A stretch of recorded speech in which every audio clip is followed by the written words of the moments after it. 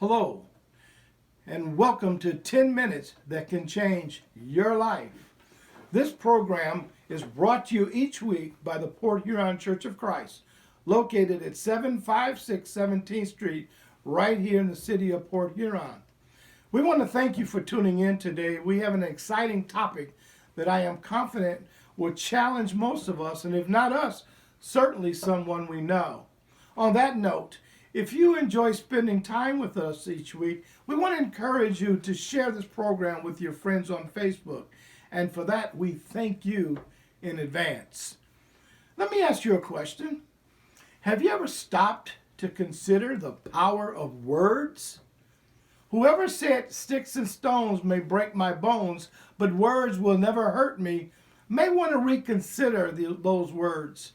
Because personally, I strongly disagree with that. In fact, we can heal from the effects of sticks and stones, but words said in just the right way, at just the right time, by just the right person, can travel from our ears all the way down and become daggers in the very essence of our souls. And I assure you, those words will not be forgotten, and they will continue to hurt the hearer over and over and over again until the day they die. The story is told of a woman who used her words to talk about her neighbors and run them down. Eventually, she lost all of her friends and no one wanted to have anything to do with her. So she went to the wise man of the little town in which they lived, and she asked how she could fix the damage she's done. The wise man told her to get a huge bag and fill it to the top with bird feathers. She did this, and a short time later, she returned back to the wise man, and she told him that she did what he said, and what is she to do now? He said, go to the center of town on a windy day, open your bag, and throw all the feathers into the air. Reluctantly, she agreed and she left. A short time later, she returned. And she said, look, I did what you said, but I don't see how that can change anything. And he said, it won't. But there's one more thing that you must do. Now go throughout the whole town and gather up all of the feathers and put them back into the bag. And she said, that's impossible. Those feathers have blown everywhere. They're all over the place. And the wise man said, you are right, and so have the words you have spoken. So from now on, think of your words as the feathers and choose them carefully, and maybe in the future, once again, your friends will return to you. So I ask you, what gives words such power? And perhaps it's because each word spoken carries with it the full weight of the person speaking. And that is why it is important in our communications to choose our words wisely and carefully. You know, I was talking to my sister Annie Jean the other day, and she told me she had to learn to speak sweet words, realizing sometimes we end up eating our own words.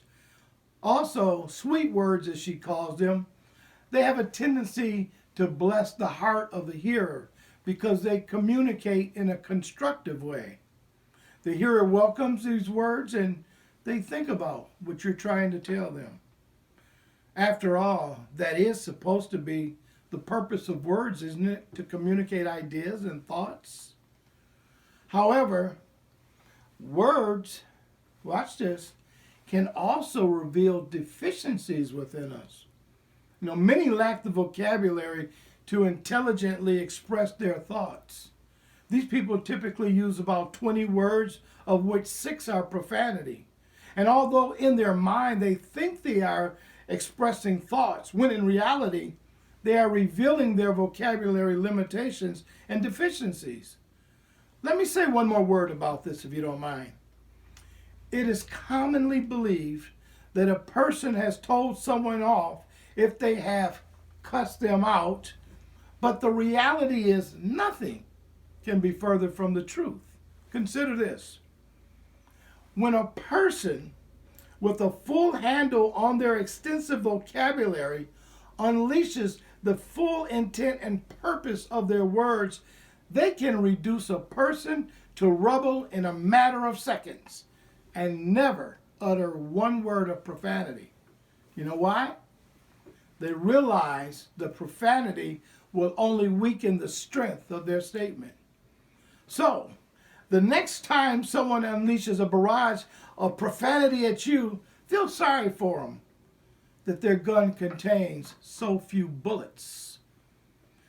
Now, the object of our time together today is about change. And I want you to know that change happens by choice. Change happens when we purposefully do something, in this case, a positive thing, that goes against what we have come to understand as our norm or our nature. Anything in your life that you will ever choose to accomplish will take effort, it will take purpose, and it will take dedication before change will come. You know, sometimes change involves the way we think. Other times, it is the way we act. And this is what we're talking about today. So, I want you to take a few minutes to evaluate your speech habits. Can you express a paragraph of your thoughts without resorting to profanity as a crutch? What about a single thought in a single sentence?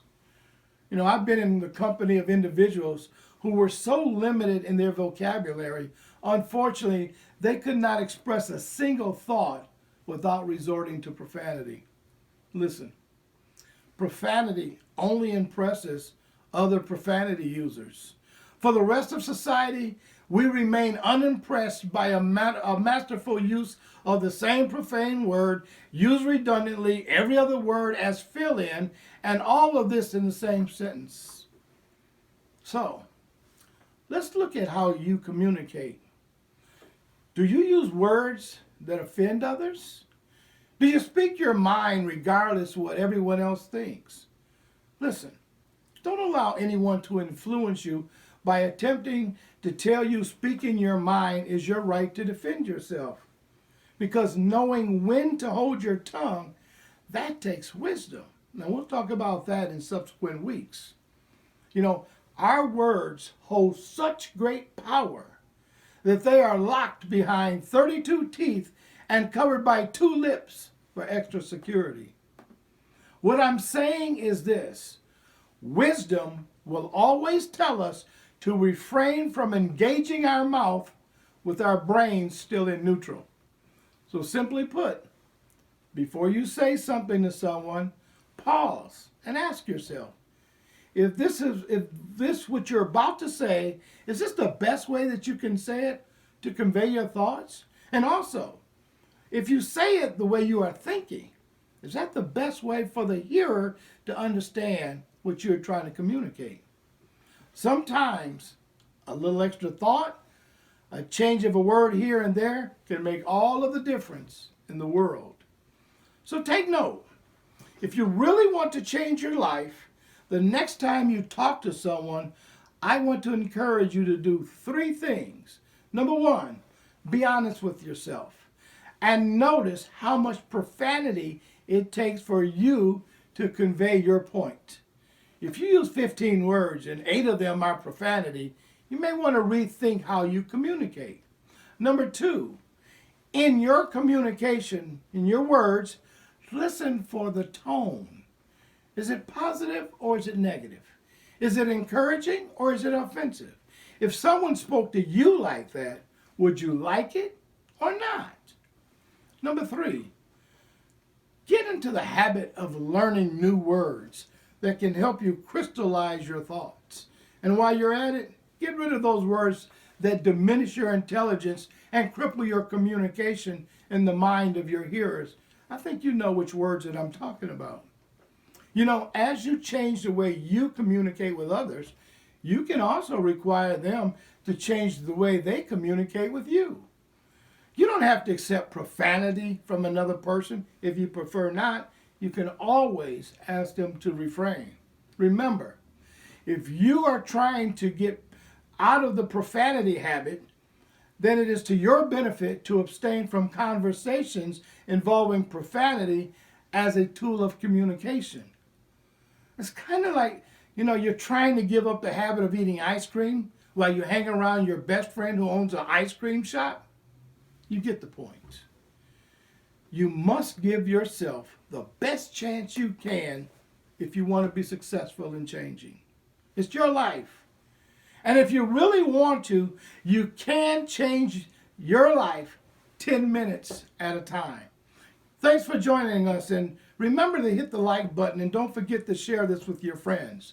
This is Lamar Black, the minister to the Port Huron Church of Christ, located at 756 17th Street here in Port Huron, saying thanks again for joining us. Stay in, stay safe, and we'll see you right here next week.